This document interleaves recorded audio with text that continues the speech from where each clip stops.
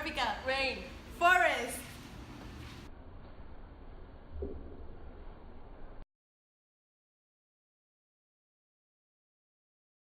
Scientists sometimes call the rainforest the lungs of the earth because of their tremendous amounts of carbon dioxide and the amount of oxygen they produce, in which the animals and humans depend to survive. Rainforests also help to stabilize the Earth's climate by absorbing the carbon dioxide on the planet.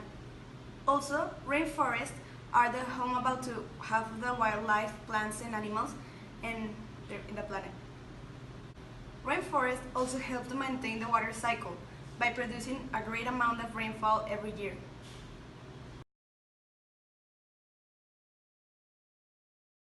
Abiotic factors affect organisms in multiple ways. Animals depend on sunlight and water to grow, breed, etc. The Amazon forest gets about 9 feet roughly of water each year. And since water is abundant in this rainforest, it has been a very comfortable environment for insects. And since water is abundant in this rainforest, it has created a sort of humidity layer around it. So in that way, the animals and plants are protected by it. The soil in this rainforest is so filled with nutrients. Everything that dies is absorbed by the land, and it, takes it back up again. This little act of taking it all back up again is called secondary succession. So, in case of a forest fire, which is a little bit hard to conceive in a rainforest because of this humidity layer, but let's just say it burns. If it burns, the soil is filled with nutrients that will help the trees grow back up again, and it will be easier for them to rejuvenate. Now, rocks are also important in this rainforest because once these rocks are broken down, they contain minerals, and these minerals are used as nutrients for the soil. And rocks are also used as tools for smart primates. The average temperature in the Amazon forest is roughly 79 Fahrenheit degrees, and this helps to keep the humidity and all that condensed heat and water inside the rainforest.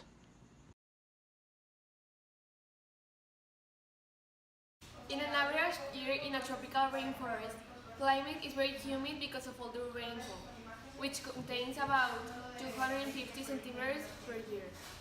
This climate is found near the equator. That means that there is more direct sunlight hitting the land and sea, and it has more warm air. The sun warms the land and sea, and the water evaporates into the air. The warm air can hold a lot of water vapor, and as it goes to the air, it cools. It rains more than 90 days a year, and the water cycle repeats along the equator.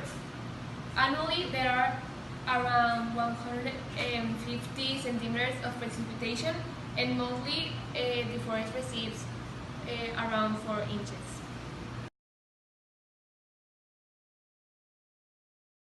The different type of animals that live in the rainforest are howler monkey, sloth, orangutan, toucan, leopard, tiger, gorilla, and the red panda.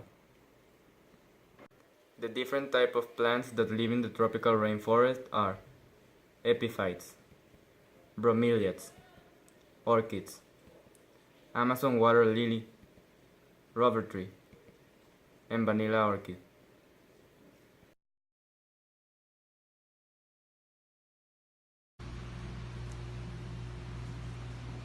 Mexico has a total of 31 million hectares of this type of environment, Most of this land is located in the Atlantic, passing through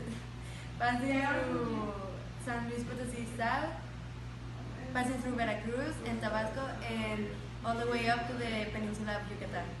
It also passes a little part of Oaxaca, Guerrero, and basically the Sierra Madre Oriental south.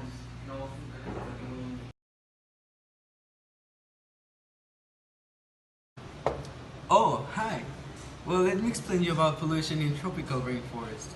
Well, as the human population increases and the energy and materials used by each person is increasing, it is becoming apparent that the resource whose sufficiency is most in doubt is neither the space, nor energy, nor metallic ores, but the natural process that maintain a hospitable environment.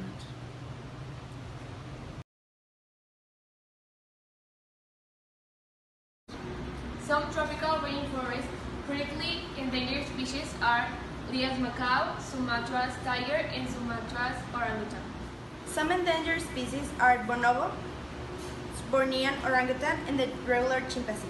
Some vulnerable species in tropical rainforests are the blue poison frog, the giant armadillo, the jaguar, and the harpy eagle.